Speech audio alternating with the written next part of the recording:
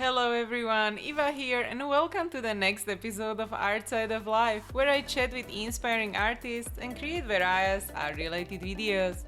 Before we go to the interview, I wanted to let you know that my course Storytelling with Color and Light is now available for you at artsideoflife.com/color. I designed the course for beginner and intermediate artists, breaking the big topic of color and light into smaller parts to help you understand the main concept so you can make your artworks appealing and believable.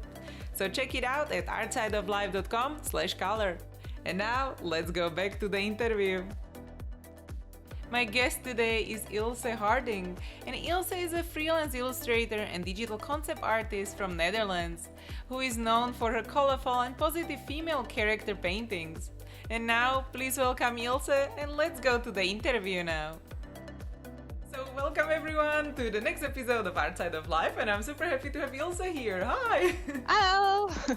So welcome, and let's join to the conversation. Let's talk about your artistic background that we usually do, right? And maybe you can share some of your stories from childhood, when was the first time you realized, okay, I want to spend more time with art, and this is not just a hobby.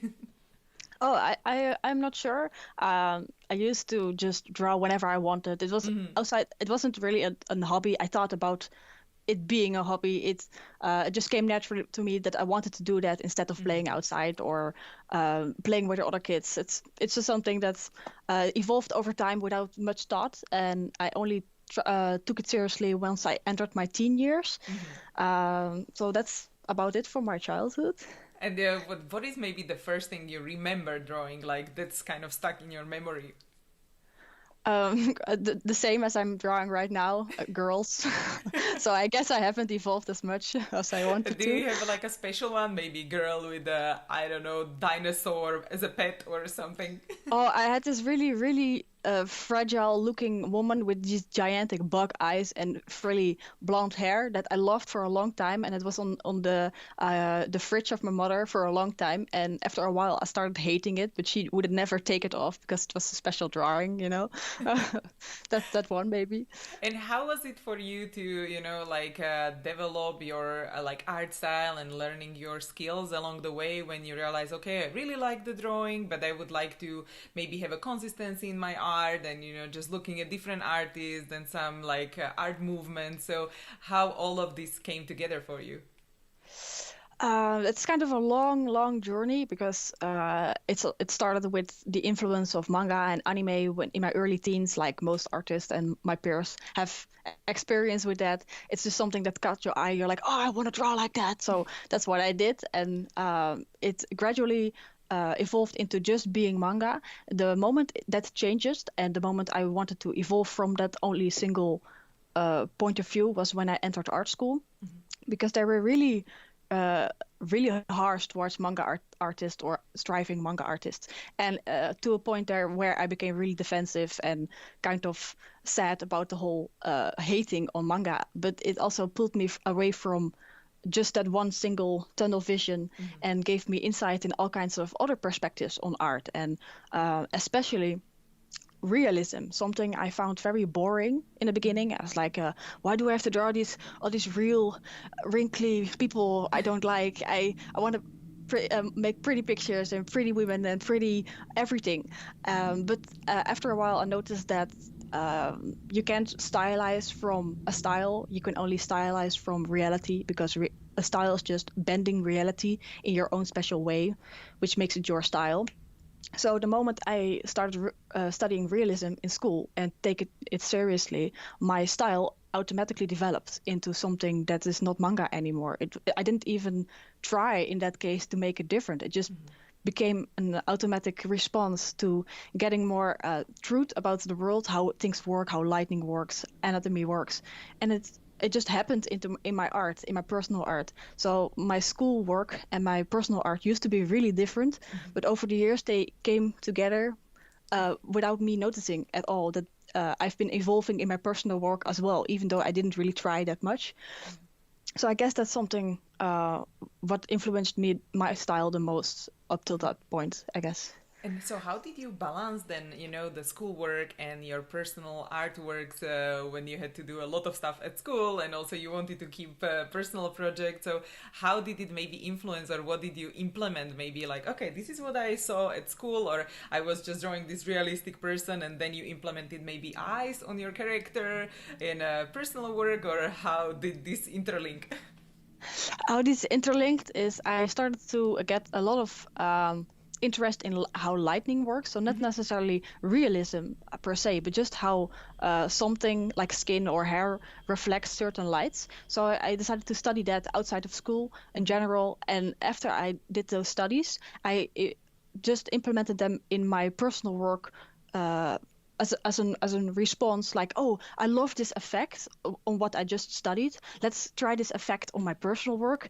And then it became a habit to do that in my personal work as well. And then I would do a new study and I find this new thing that, oh, this brush work is so nice. Let me implement it in this personal work. And it evolved over the months like that, just small bits every time. You can't study everything at once, but when you do 10 studies, maybe one tiny piece of information, it triggers you like, oh, that's something so cool. Why have I never noticed this? Let me try it in my own work. Maybe it works. And that's how I actually slowly but steadily developed. And I liked it that way because it gave me some sense of growth without it being too pressurable in that sense. Yeah. So And when you felt like you were just doing studies or developing your own style, did you also post these, studies on social media, or you were posting only like a finished artworks when you're like, okay, I feel good about this one, I don't feel good at that?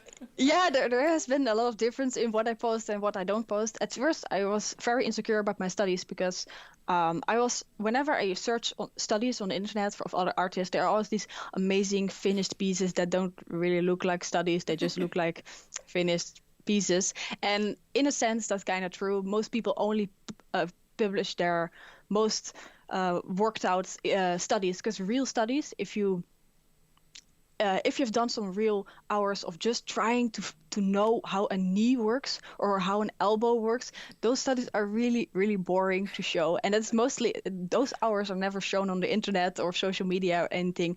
So whenever I'm doing those type of studies, they are purely for myself, for me to learn from. And once I have done 10 hours of studies on that particular thing, I will implement those studies or the information of the study and a personal work that has evolved in my case then, and then I would upload it and the studies would already be implemented in a personal piece. So it's slightly I try to differentiate between practice and performance. Like when a musician practices on his piano or whatever, he does the same tune over and over just to test everything out, and that's something that the public is not going to hear before the performance. And in the performance, they're going to make their best spiel for the rest, but all those people didn't hear his practice and his weird tuning and all those. That's how I try to compare it.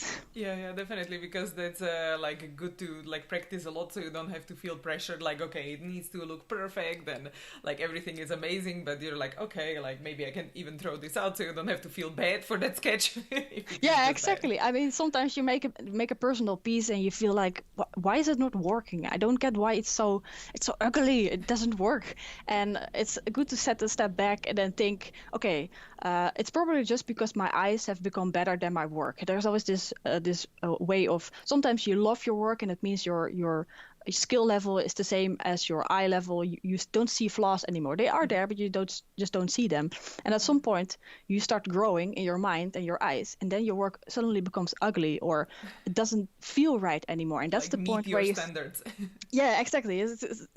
It's switching, and then it's the point where you start to analyze and self-critique in that sense, or get critique from others, and like, what is wrong with this? And once you find a particular thing that's the thing that's bothering me, well, then you start to, off camera, off social media, study that particular thing, work it out, why it doesn't work, until it works, and then you go further with your personal piece, and then the levels match again and you're happy with your work again. And that is something that constantly happens, and that's how you grow in the end. Yeah. Of how I've noticed how it works. And do you have like the most memorable art piece where you maybe learned the most? about yourself and your art style that it is like, okay, this is the kind of like a breaking point or where it moved different direction? Oh yeah, there is one. It's like a piece I made very long time ago, I think in 2014, where I just switched from manga to realism rendering, and it was just literally just a manga girl, like completely. But then all my lightning ideas or things I just learned apply to it, and it's a mess because it doesn't harmonize at all. But it was the first time I tried to implement the things I've learned in school or studies into my already developed personal manga style. And I mean, the result was a mess, and it wasn't really nice. But it was the first step towards growth in a sense. So. Yeah, yeah. And when you mentioned that you were studying the light or, doing the studies, did you have like a favorite books, or did you take also online courses, or was it purely, in the school where you had like physical light studies?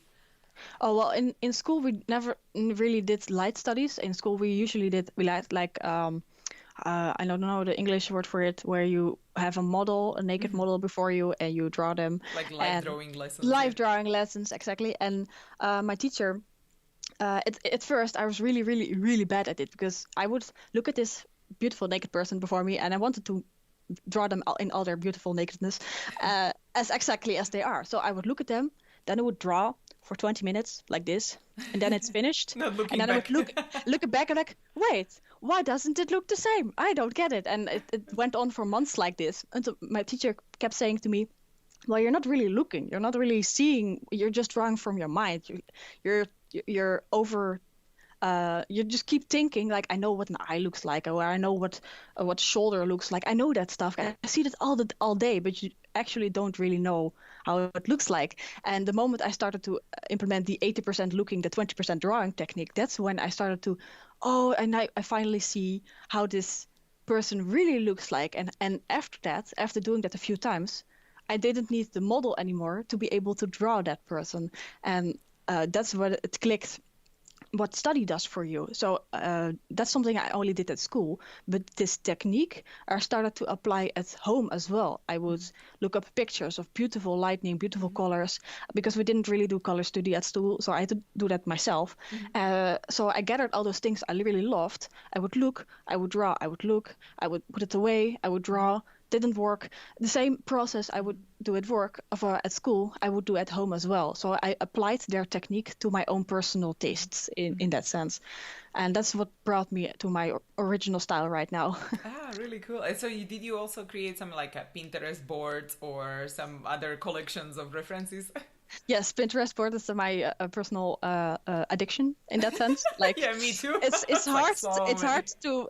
We're like, let's look up some references, and you keep scrolling and scrolling and scrolling. It's like, oh no, I lost 2 hours of work. Yeah, that happens to me as well. I almost need to put an alarm, like, don't spend too much time on Pinterest. Exactly. It's like, okay, set up a time limit. Okay, now go.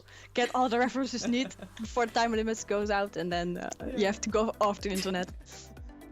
Before we continue, let's thank our sponsors.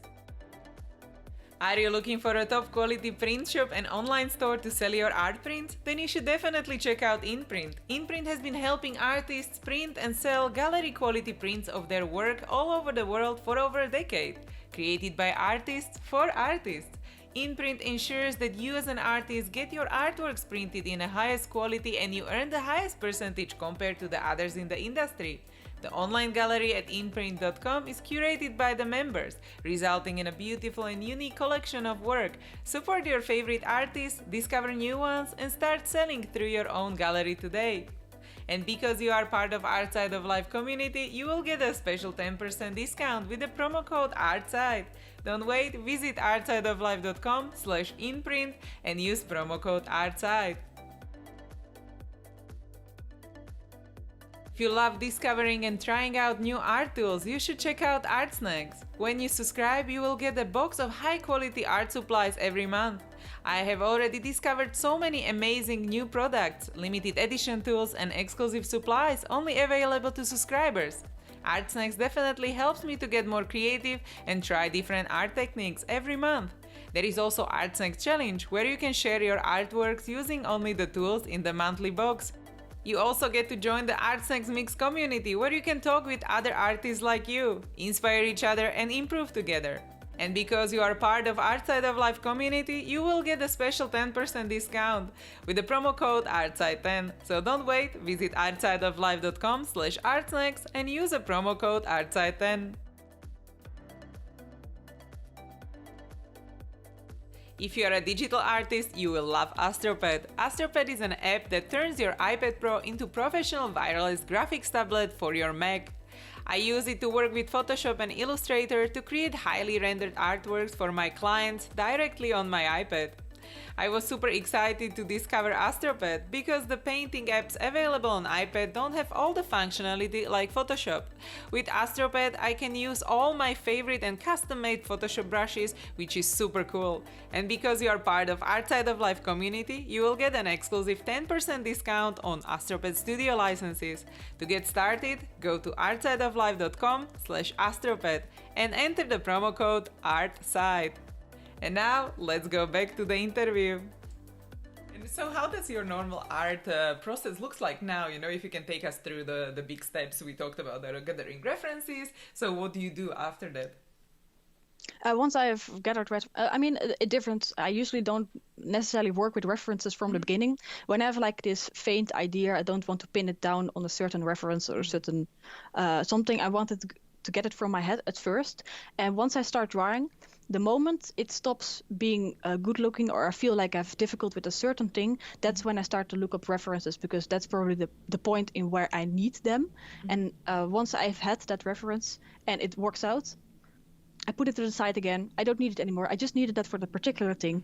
And my whole process works like that until the finished piece. So I might need 2 references just for the hands, or how blue light reflects on pink hair, for example, just something like that.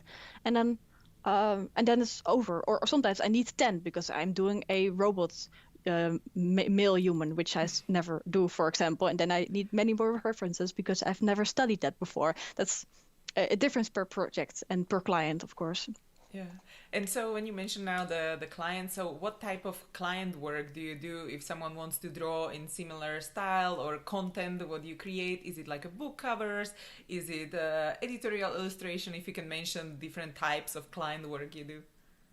It differs a lot from business, like companies, and personal work. I like both. I have people who come to me like, can you please draw my girlfriend for her birthday? And which I love as well. It's like giving this personal twist. And these people always seem to be really happy with whatever I do. So that's really motivating, because companies can be more restrict and constant feedback and whole lists of things that you have not done right. So it's a good balance in between.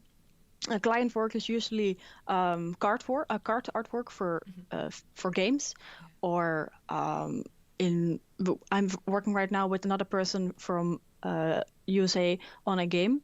Like, we'll make one together. It's something I can't really talk about yet, but it's a fun experience, and I can do all kinds of things. And I'm free. I have a free reign in that sense. I'm glad that I get that learning opportunity to do something like that. So it ranges from a few different things, and they all give something to me which I appreciate. So I like to keep that variety. Outside of my artwork, I also have like a small daytime job, 2 days in a week, because I've noticed that sitting at home, sitting in the art life itself, can be kind of lonely. And when I'm sitting here with me, myself, and I, you have no one to talk to, and it gets really draining mentally. So I have this outside job, 6 hours in that day, just serving some coffee, having some casual conversations with friends, meeting people or face to face, and it gets me outside of my room, outside of my drawing cubicle. So that's how my work life looks like right now. That's really good. So you mentioned like that's the coffee. You work in a coffee place. Yes, it's like a small, fancy, over-expensive place where people buy their coffee just in time for the train and stuff. So And A that's, you lot of can have inspiration for characters as well. You see different Yeah, so types of many people. special people come there. It's amazing. I mean, everyone should do customer service for a while just to become a better human being, I swear. Definitely, because it's an inspiration, and as you said, like if someone is not, like super introverted, when they just like to be at home like all the time forever, then it's good to have like different types of Exactly, yeah. interactions with the world, right? Exactly. That's what I'm saying. Yeah, yeah, that's perfect. And how was it for you then, the first artistic jobs, when you were still studying, or was it after you finished the school, or how was this transition? A transition was like in the beginning years of my art school when I was 18, 19. Of course, I had deviant art, and that's where the first commissions rolled out. So, Yeah. can you draw this for me? Can you draw that? And that would just be like casual commissions. That's where it all started. And I was like, oh, people want my work, and I can ask money for it. In that sense, was something that didn't click at first, that oh, my work is worth something, but that gave me the sense that I could make it my job later on. So I started to really work on my skills so that my work actually became worth the money I was asking in my mind. Yeah. And once I finished art school, I immediately there's this place in the Netherlands where you have to assign yourself to as a company, so as a one-man company, so you can illegally earn money from businesses like artwork. And so that's exactly what I did a month after I graduated. And since then, all kinds of people have come, mostly through Instagram, ArtStation, or email, come to me for work. And in the beginning it was a little less, but it's gradually becoming bigger and bigger. At some points I'm sitting here saying yes to everything, and then I have nothing else to do except draw and hopefully sleep a little bit, hopefully shower a little bit. And other times it's a bit of a managing process, because I've been doing it just for 1 year right now. And I've come to notice that it's really hard to balance out your workspace, and you really need to know how fast you work, or your planning, and when do you have time off, because that's also important. You need to be able to take breaks from your work. And if you say yes to everything, there comes times where you can't afford to take a break, and that's really straining. So it's a learning process altogether right now. Yeah, especially when you work from home, and then and if some, like, especially for some people who really like to be at home, then they like work all the time, and then you don't even notice there is like, okay, weekend, or there is something else. Yeah, Yeah. exactly. Yes. So do you Yes. work 7 days a week or 5 days a week, or how do you plan your day? Some weeks I work 8 days a week, but um, it's No a sleep. difference. Yeah, it's different because I usually get up early and start working off, because I've noticed that if I make a head start in the morning, because I know from personal experience that in around the lunch hour, I have this dip in where I just need to go outside, or I can't concentrate anymore. And I know this happens. So if I get up late, then that thing happens before I get even any work done. So I get up early, do a lot of work until lunch, have some 2 hour space in where I just go outside, have some fun, and later on start again. Usually through the evening. Of course, I have dinner, and through the evening I work a little more, but not too much, because I have a boyfriend, and when he gets home from his work, I kind of want to spend some time as well. And oh, if it allows, I mean, that's the whole part of balancing. Sometimes it's not. I have to keep working until bedtime, but that's something I'm personally working on as well. So. Oh, that's really cool. Yeah, because it's never.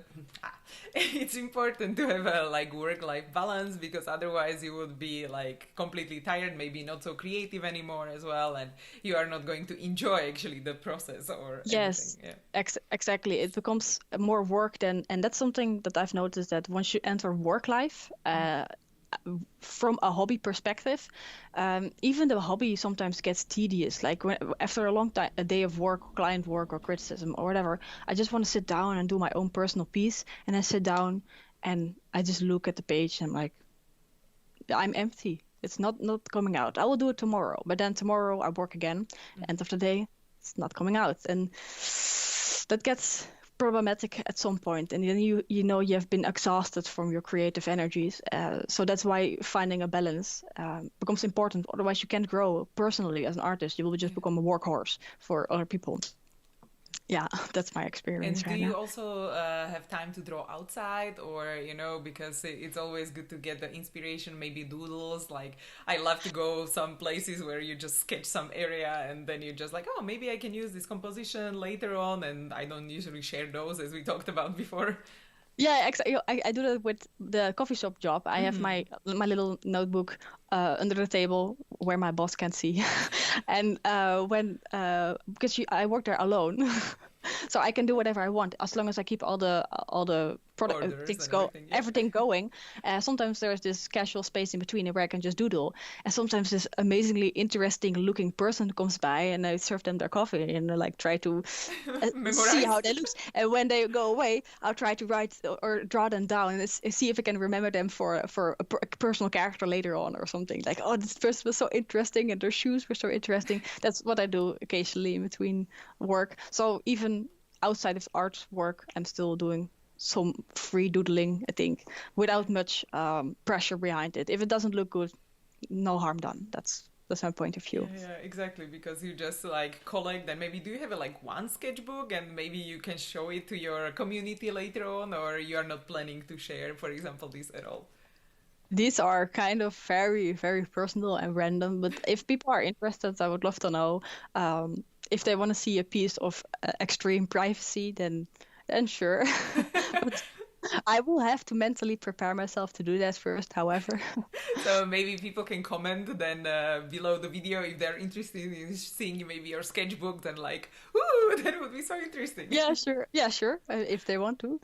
Oh, perfect. And and now, how do you do your networking? Like, is it only through social media or finding new projects, as we talk about through social media, or do you also reach out or go to festivals, as we discussed a bit before the recording as well? So, how does your networking look like?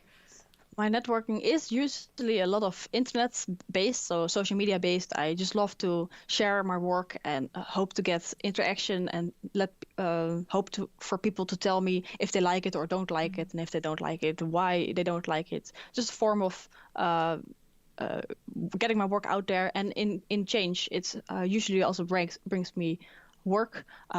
Not always just through Instagram, but like I said, through email or ArtStation.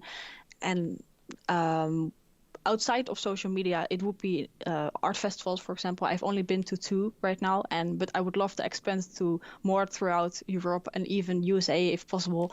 I've been to IFCC once, which was a great experience for me. It was just a group of art people coming together, having some fun, showing their work and showing their own perspective without that much pressure. I mean, all around you are great artists, so and everyone is pressured because all around you are great artists.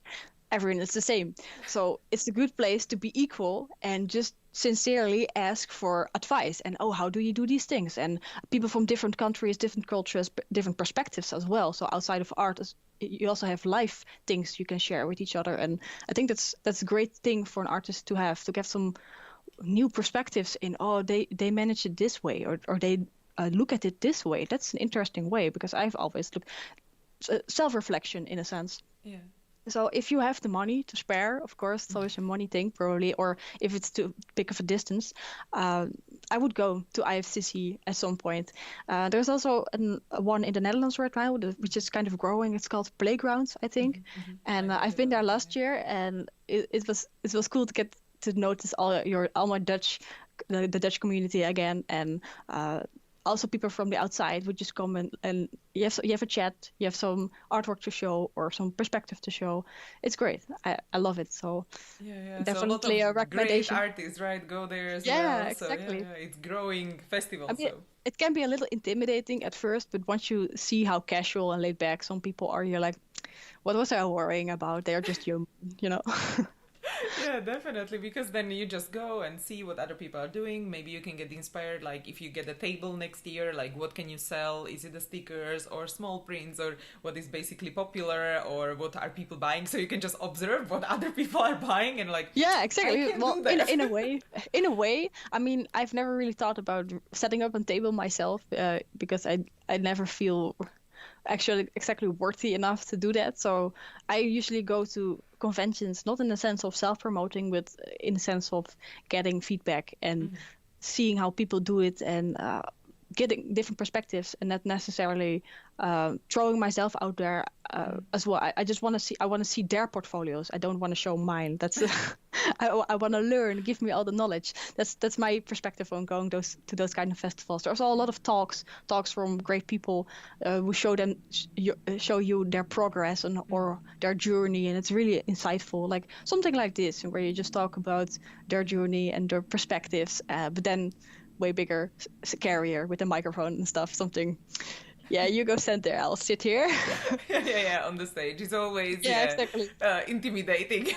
Yeah, Like very when I was doing my first talk, when there was like 60 people, I was like, okay, it's a lot of people, but I mean, hopefully they understand that you are always stressed. Everyone is stressed first time, and then you're like, yeah, okay. Like they're here to learn. They don't care about me that much. Exactly. They just want to listen, have some fun, and you're there to provide that. So that's the instinct. Exactly. So what are maybe the talks you usually enjoy? Is it about like art, business related, or is it about skills, or what kind of talks did you go to? The talks I loved the most were the personal ones, and where people would like really talk about how they got somewhere and what type of hardships they've gone through, and because it gives some perspective on how hard people's life have been at some point, but they still made it this far. It gives me a lot of respect for these people, and they're willing to share their story as well. It's not just a closed off case. No, they are like, I've experienced these hardships. I know how you feel, and I can help you go through it through my personal process, and this is how I do it.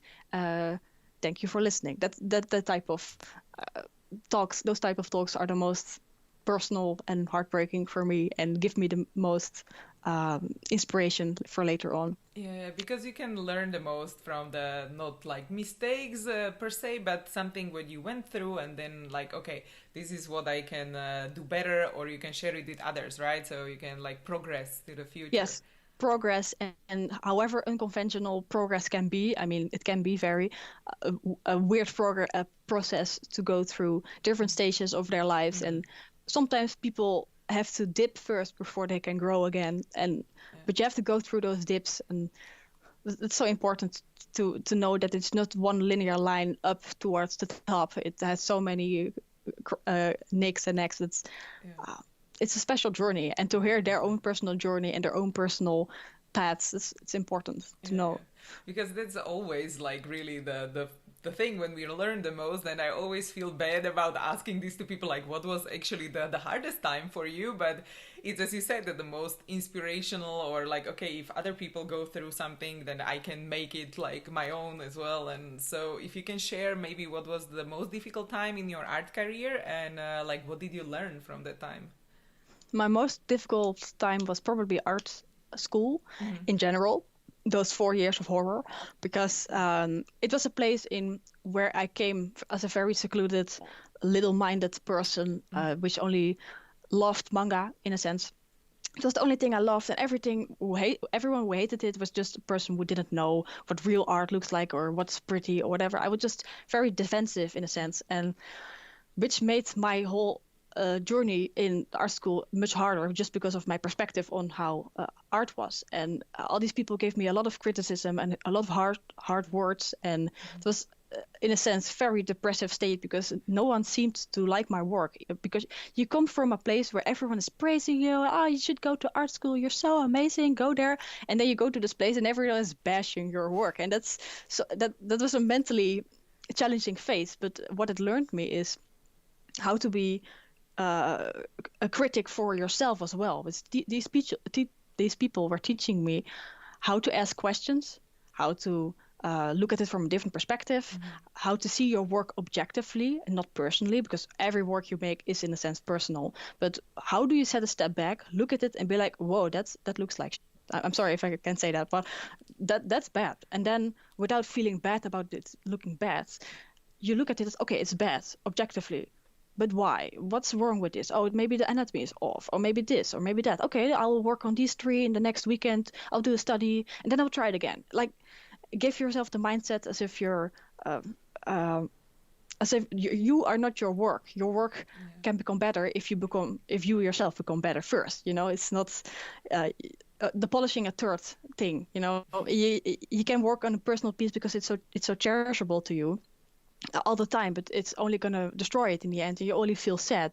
But if you decide to let go and look at it in a critical way, you could make maybe a better or evolved version of that artwork, and that artwork will also always be special to you because it was your first time doing this or first time doing that, but it won't be your defining attribute anymore.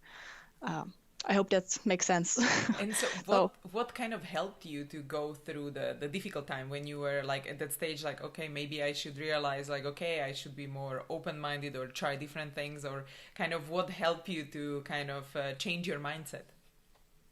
I would make it very clear for myself that whenever I made an artwork that was purely for myself and having some indulgent fun, and an artwork in which I wanted to learn from. So both were personal, both were not necessarily studies, but I made to differentiate because I know that if I were to be criticizing every piece of work I made, I would only feel sad and I would only get emotionally frustrated all the time. So if you grab a piece like, okay, now I'm going to make something for fun, something I would do normally, this time I'm going to be a little more harsh for myself. And then when you do that, okay, it can be mentally draining and okay, this is not working right, and okay, but you will be learning. But the next piece you make, you can let go a bit and be like, oh, sure, it doesn't look fun, but it's fine. I'll just make this one. It's pretty, it's nice, it's my skill level right now, and I appreciate it. If you have a mindset before drawing and keep to that mindset, it becomes a lot easier than making your most favorite piece or making something you love and then afterwards having to do that step back after you've been falling in love with it. It's a set of setting a small barrier before you making a piece, and you don't have to do it with every piece, like I said, because that's emotionally not manageable. But if you gradually intermit some study perspective views on personal work, I think you can slowly teach yourself how to be more critical towards your work without it becoming self-hate. Yeah. So. Definitely, yeah, because then you can try different things and then see, like, okay, this is good, this is not good, and like you can learn to appreciate your stuff, right? Exactly, yeah. Yeah, perfect. And how did you find your favorite art tools, or maybe what are your art tools now, which are like, okay, I cannot live without this? I can't live without my Wacom, of course, and Photoshop CC is my favorite program right now, which is funny because I used to hate Photoshop a lot. I used to work in Illustrator, some far away, I think, Japanese program. I'm not sure. Correct me if I'm wrong. Yeah, and I swore by it. It was perfect and it made beautiful blending and it was awesome. And then I went to an internship. And I went to my boss, was like, oh, so this is the computer I'm going to work. So does it have Illustrator? No, it has Photoshop. Oh, okay. Can I take my own laptop? No, you work on this. Okay. Okay. So I had to do my whole internship on Photoshop, which I hated, and I couldn't work in. So I was accepted on terms of my skills, which I was able to work with in Illustrator. So I had this very scary moment that I can't do this skill in Photoshop. I really can't. I can't. But then I worked on it for 2 weeks and I was transitioned. It was that easy. It was just in my mind in the end, the transition from one program to the other. In a sense, they all work the same and your skills are not going to die just because you buy another bike doesn't mean you can't bike anymore, Yeah, definitely. But so I'm Photoshop more skills are good to have because it seems like industry standard, so almost every company has it, so yeah. Exactly. I mean, it's good to know it, but I'm not criticizing people who use other programs because there are a lot of programs out there that have all their own personal ways. And if you love another program a lot more and you're a freelancer, I mean, if you don't work in a studio, you can use any program you like because they're not going to ask you to work at their computer desk with their specific software. So just do whatever you want, but keep an open mind to other programs. If there's something new comes out or you feel like let's give Photoshop a try, just try it. It's not as scary as it is in your mind in real. So how did you find the internship, or what kind of internship was it if someone haven't done internship yet and they're like, okay, maybe I should do that? It was a game design internship, which was weird because I was doing animation study in my art school. But I've noticed in my last year of school that I didn't want to do animation anymore. So I get this existential crisis of, okay, I'm in fourth year, I'm graduating on animation, and I don't want to be an animator. I'm gonna fix that. Okay, I'll fix that with an internship of my choice. So as can I do a game design internship in an animation? As long as you're the visual artist, the concept artist, or you make illustrative works, it's fine. So I got to go. So I went to a game design internship, and they let me design characters which are completely different from my own type of style, because my style was kind of cutesy and very manga influenced, and their style was very gritty in realism, monster like. So I was like completely thrown off, and I was thrown into depths of, this is something I can't do, but I have to try it anyway because I'm accepted.